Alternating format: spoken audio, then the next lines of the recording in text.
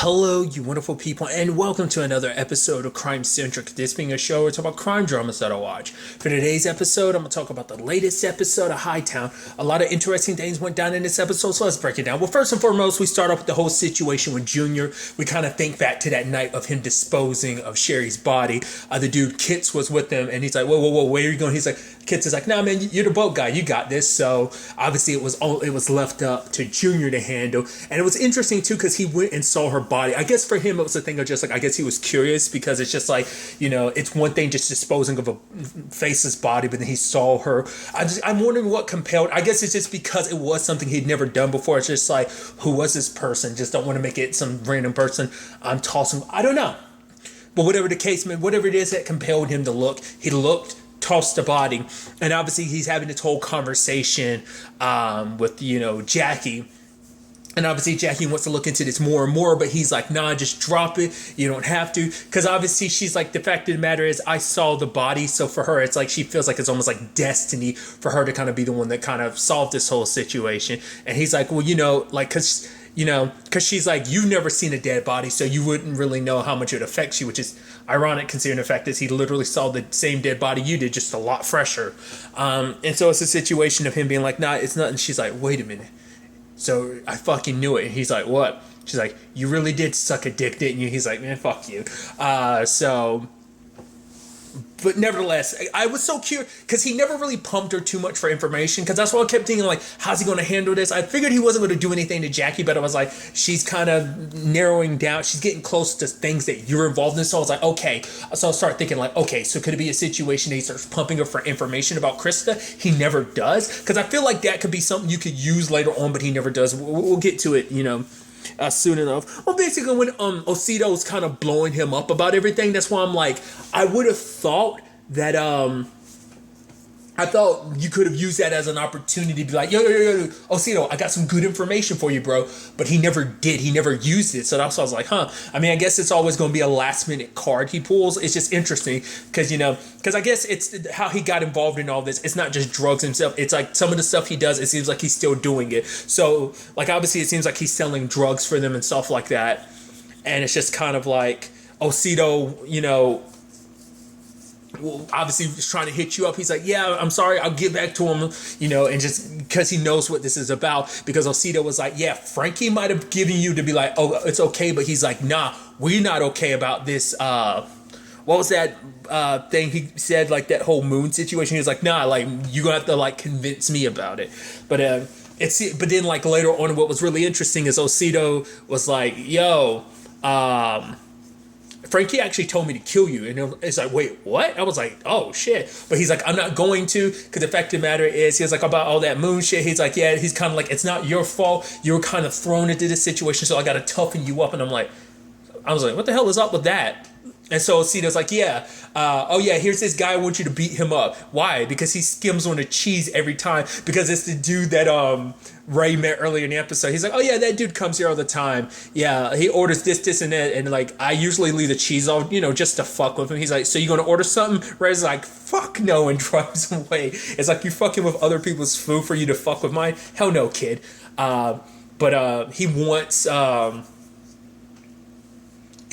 Junior to kick the shit out of this dude, and he's like, the fact of the matter is, he's like, you think I'm speaking Greek here, and pulls out the gun. And it's like, okay, and he's hyping himself up, you know. But it wasn't until the kid like said like called him a junkie that it just, I think in that moment he saw red and he started beating on the dude. And then he came back in the car. He was like, felt so exhilarated. And Osito was like, better than therapy, huh? He's like, all that money you were giving me earlier, it's like, nah, you keep it, it's yours. And I'm like, what the hell is Osito up to? Now, part of me is wondering, is this part of Frankie's plan? Was that just to get like Junior more in line? Like, the thing is, was this part of Frankie's plan, or is this Osito? Because like, part of me wonders, is like Osito doing stuff like, I mean, Frankie's behind bars, but it's like, you know, I guess he still has enough power and reach that you wouldn't. But I feel like this would be the opportune time to try and like expand out and try and take over his operations. That's why I'm wondering, is that's what Osito's doing, or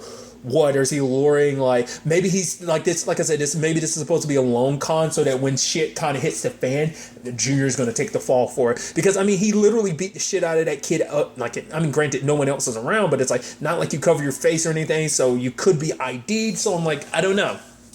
I just feel like it's not going to be so simple and cut and clean. I'm like, just like, what is Osito planning? That's kind of the big question. There's a whole thing with Ray, you know, because he's talking to his captain. He's like, oh yeah, you know, you get a new informant. Oh, what, you're talking to Frankie's girlfriend? What's her name? Renee. He's like, yeah, why don't you talk to her? And he's like, yeah, let me text her right now. And he was saying that, trying to be facetious, and he immediately goes texting her saying, hey, I'm like, once again, crossing those damn boundaries and everything, but she's kind of ignoring him because of everything that went down. We see her and Frankie have their conjugal visit.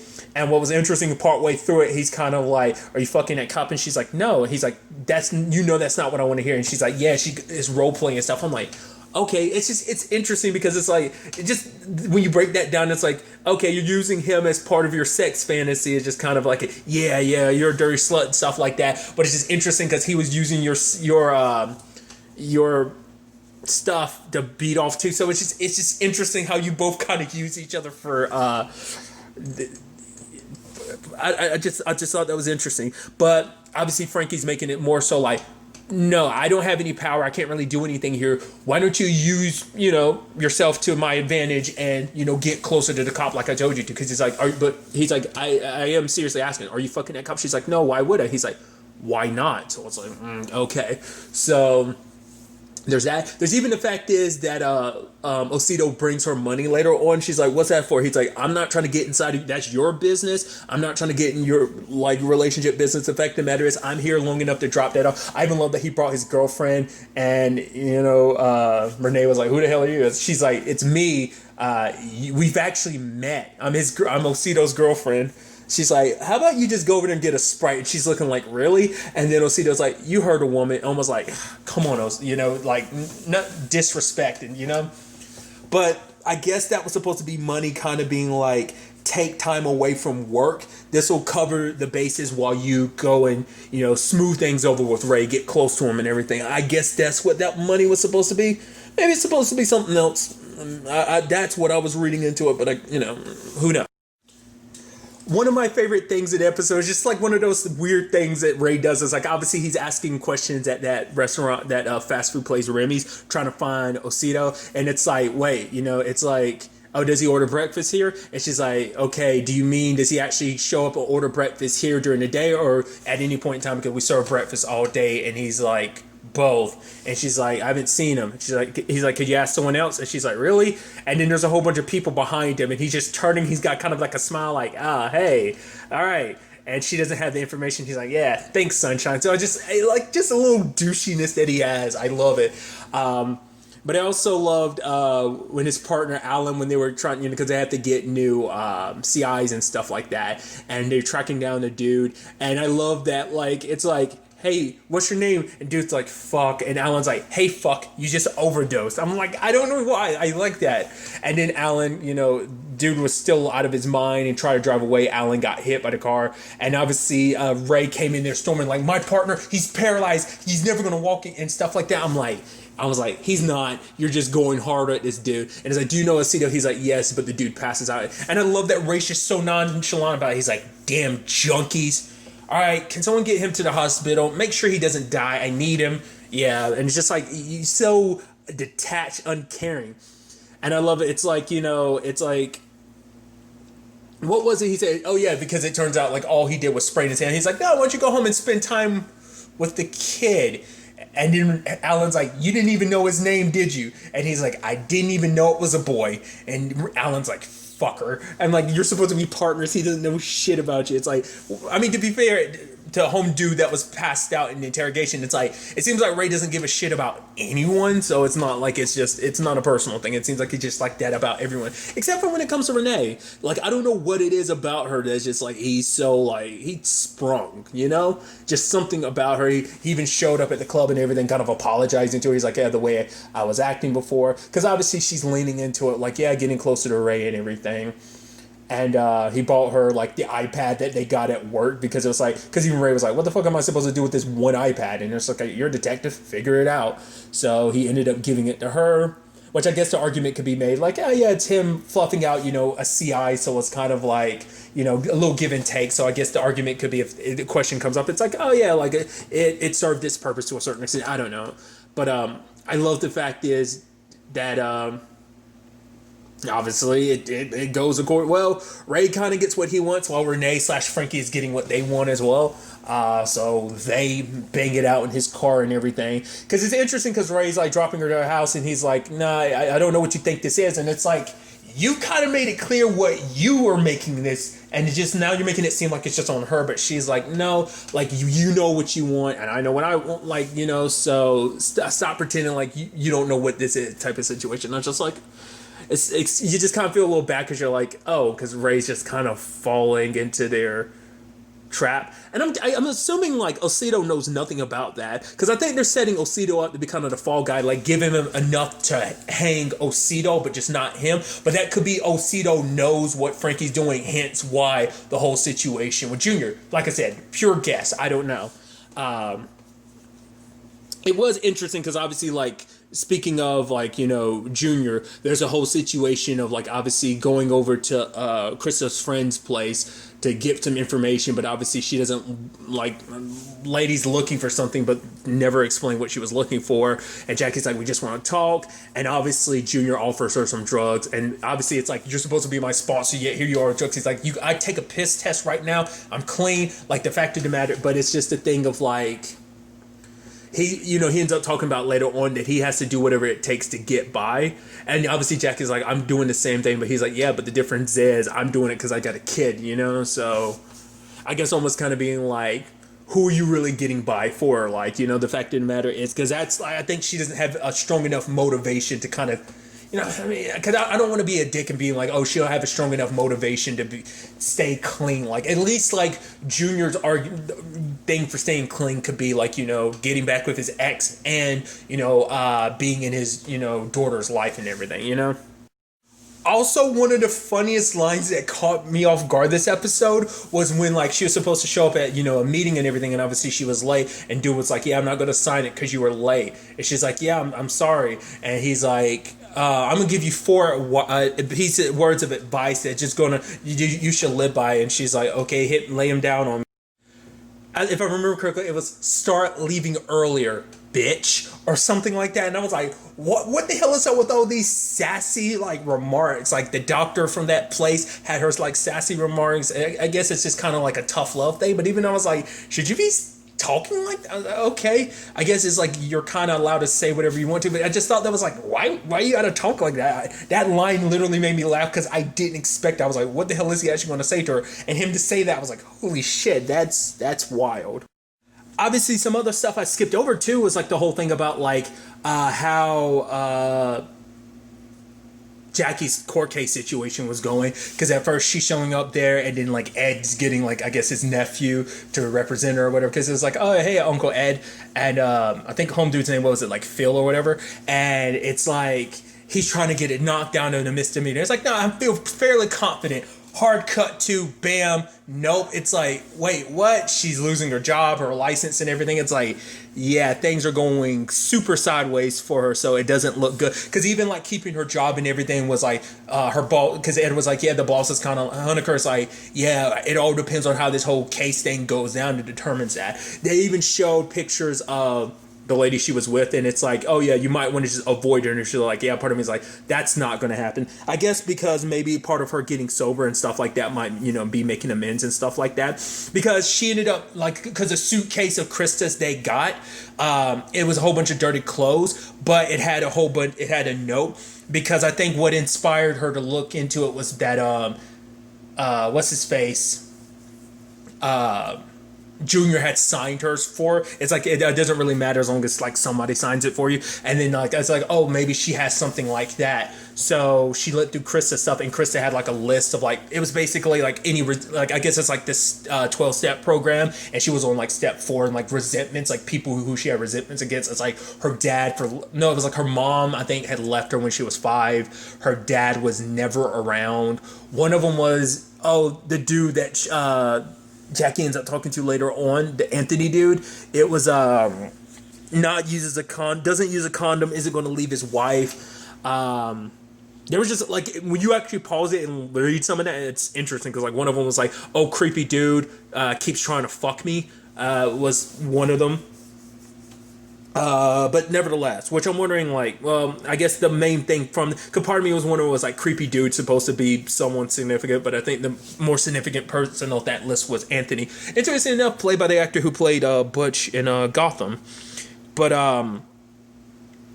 and I like how Jackie ended up getting that information because she showed up at a meeting, and lo and behold, who's there? Bethany. And I was like, oh shit. And Bethany kind of starts with her, and Jackie's like, didn't you get kicked out of here? And she's like, that's why they call it outpatient, bitch. And you just like, Jackie's like, and then later on, like, Jackie's like, yeah, 12 days. My dog, Krista, haven't heard from her about her, haven't heard from her in a while. So if you guys hear anything, let me know. And then Bethany got pissed because she's like, what are you here for? You trying to find information? She's like, yeah, like, Sherry died. Krista's disappeared. I'm trying to find her. And it's like, okay. So Bethany ends up talking to her, points her towards Anthony and stuff like that. But then there's the whole thing with Tina. Tina hits somebody up, and it's like, yo, that stuff that went. I was like, oh shit. I was like, you're Kurtz's kid, not what was his name? Kitts, not Kurtz, Kitts.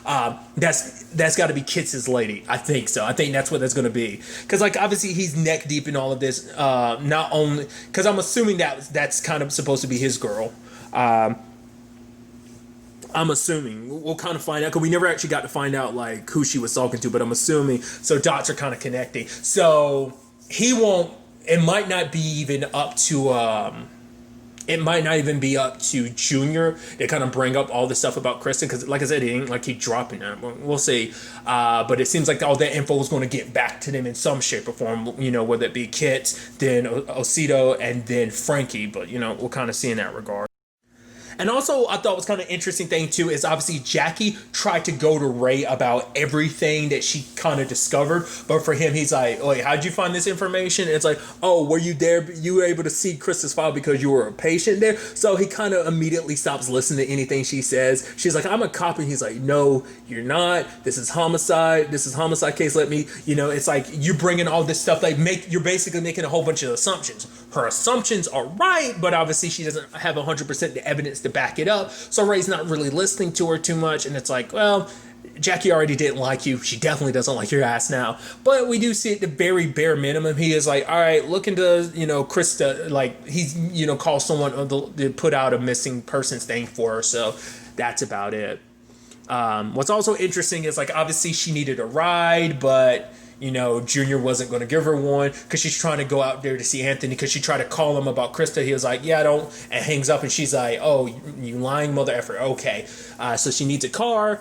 She starts thinking about Devon because she tried calling Devon earlier but went to voicemail, and she was like, didn't even leave a voicemail. I was like, oh, okay. So you're kind of in that phase, because like she's juggling so much. It's like you're juggling your sobriety, trying to solve a murder as well as a missing persons case, as well as dealing with feelings resurfacing about your ex, the one committed relationship you've ever been in.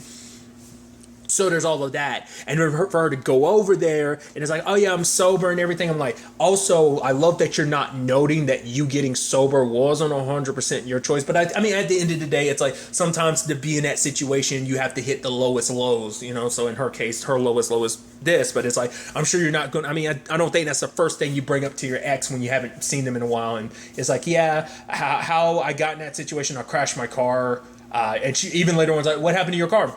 Didn't go into details about how that circumstance happened. So, but they hook up and everything. And then she's there, like after the next morning and everything, I'm like, she's looking at her keys. I was like, please don't tell me you're just going to bang your ex and steal her car keys. And she wakes up and is like, okay. But she's like, yeah, can I borrow a car? She's like, really? That's what you did? You just came here because you want to get my car? She's like, no, it's not like that. Oh, you thought you'd get some ass on the side too. She's like, fine. What? Yeah, go ahead, fine, Jackie. It's just kind of like a thing of like, this is what you do. You use people. But Jackie's like, the fact of the matter is, I'm gonna be back. The fact is, if it wasn't important, I wouldn't be doing this. But it's like it's just so interesting. And obviously, we do see that Krista is in fact with Anthony. So obviously, Jackie's on her way. So, but just like so many interesting moving pieces all at once. Like I said, I'm curious to kind of see how it ultimately all connects. Like how this all weaves together, like what connect, because there's still like obviously missing pieces to all of this, because we still don't 100% know what everyone's up to. Like I said, the most interesting is like Osito. Like it feels like he's planning something, but I brought up earlier, like my thoughts about it, but like we'll have to wait and see what ends up happening there. But Jackie, as she's getting closer to Krista and everything, it's like, and if you do find her, like, what are you gonna do? It's not like Jackie's really thought this through, because once again, the whole thought process before, even the doctor told her like last episode, like everything you're doing, you're simply doing just so it's almost like she's trying to find another avenue for her addiction. It's like she's trying to put all that effort of like being her addictions and putting them into something else, and trying to kind of be all white knightish and everything. So either way, I'm really curious to ultimately see where all this ends up taking us going forward into the next episode. But really, that's all I'm going to talk about. So the next time we meet, be happy, be safe, live life to the fullest, and enjoy it. Good day and goodbye.